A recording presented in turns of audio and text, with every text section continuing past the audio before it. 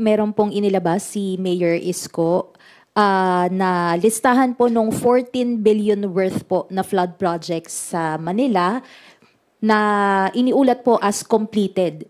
Pero still, nagbabaha pa rin po sa lungsod.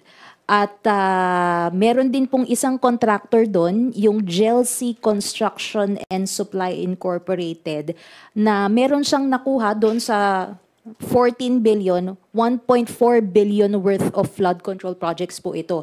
And coincidentally, ito pong contractor na to, ito po yung kinasuhan ni Mayor Isko or ng city government dahil po dun sa illegal demolition po nung Rizal Avenue Sports Athletic Complex. Your reaction po regarding po dito na napakalaking halaga pero wala pong naging epekto?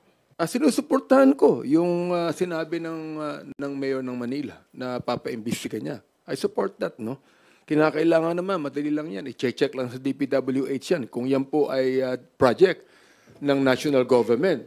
O kaya ito ay project ng LGU. Sapagkat yung flood control project na yan, hindi lamang DPWH yan eh. Even the LGU. Kinakailangan, imbestigahan lahat ito.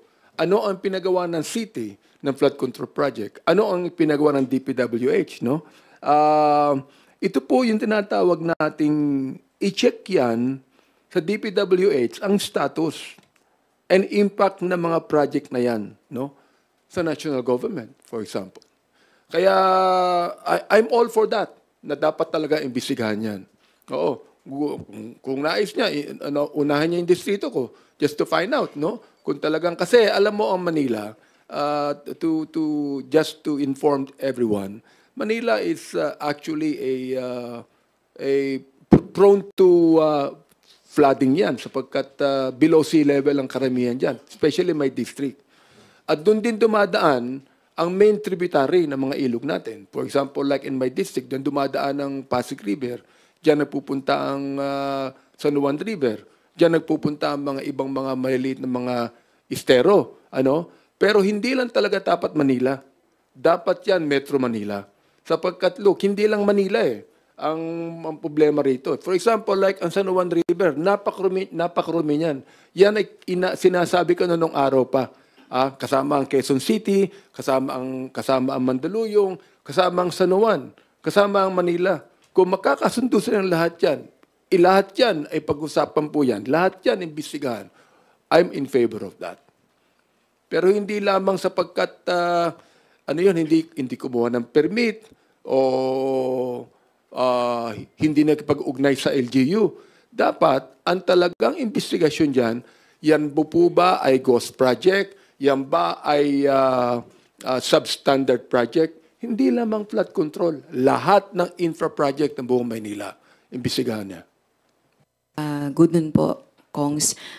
Kanina po nabanggit niyo po na favor po kayo sa pag-conduct ng lifestyle check at i-extend kahit po sa mga lawmakers.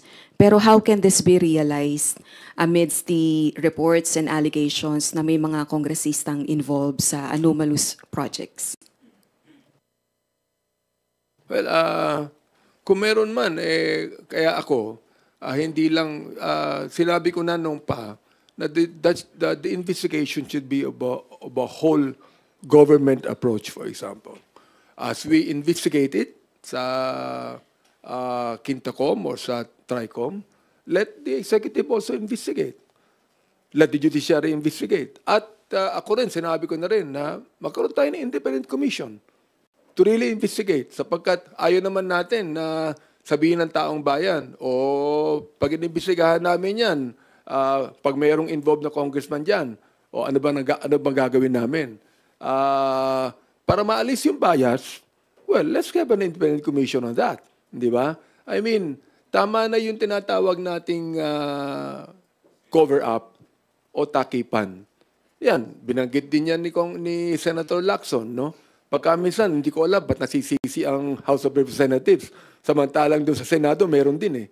Kaya sinabi din niya ni Senator Lacson na meron din mga senador na involved dyan. So therefore, magkaroon tayo ng whole government approach in investigating this anomaly. Sapagkat the people should know. They have the right to know whatever happened to this project. Ito ito, naniniwala ako bilang chairman ng Committee on Human Rights, this is also a human rights violation sapagkat apektado dito ang buhay ng taong bayan. Meron po nga centrality yung public sa lifestyle checks, no? So, ibig sabihin, nakita naman ho natin yan eh. Over the course, for example, of this flood control controversy, no? Lahat po ng mga DPWH officials, lahat po ng, I think even yung pong mga pamilya ng mga kontratista, hindi ba, talagang sinubject po to a lifestyle check ng publiko, no? So, ibig sabihin, lahat po ng mga resibo ng mga DPWH officials at kontratista sa social media, talagang nalalahad po ngayon. So, I think in the same manner, pwede hong gawin yan ng mga kababayan ho natin sa mga kongresista at senador. Kasi ang totoo na, like what we had stated earlier, I think the requirement for government officials and employees is for us to lead modest lives. No? Ano ba ibig sabihin nun? Yung bang bilyonaryo can actually lead modest lives as compared, for example, sa mga ordinary mamamayan? I think they still can. Kasi ang distinction naman po of leading modest lives, yung hindi ho natin dapat ipinapamuka eh. Yung pong kayamanan o yung wealth, no, sa atin pong mga kababayan. No? So, I think pagka ho na lifestyle check yung mga congressman tsaka senador, I think they will be forced also to take a step back at talaga hong tumalima doon po sa panawagan po ng, I think it's a law sa atin pong mga kababayan, sa atin pong mga opisyal at empleyado na dapat hong simpleng pamumuhay kung tayo po ay nagsiservisyo sa atin pong mga kababayan.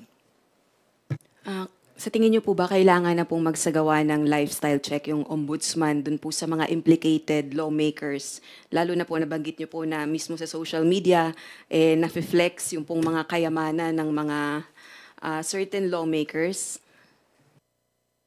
Malaya naman po yung ombudsman na gawin po nila yung trabaho nila. No? So kung tingin po nila, this can be a subject of a lifestyle check or a further investigation relating to unexplained wealth, sila po yung bahala. Malaya naman po silang gawin po ito. Alright.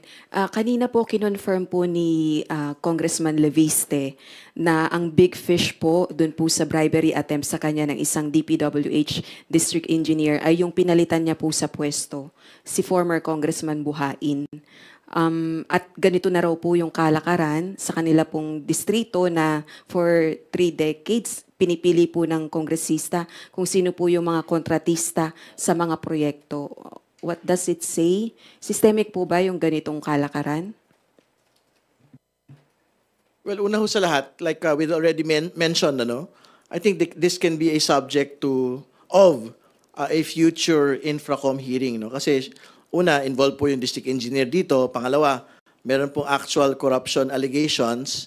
Pangatlo, meron pong actual bribery attempt na nagawa. No? So, we'd like to get more information from Congressman Leviste and syempre from the district engineer involved.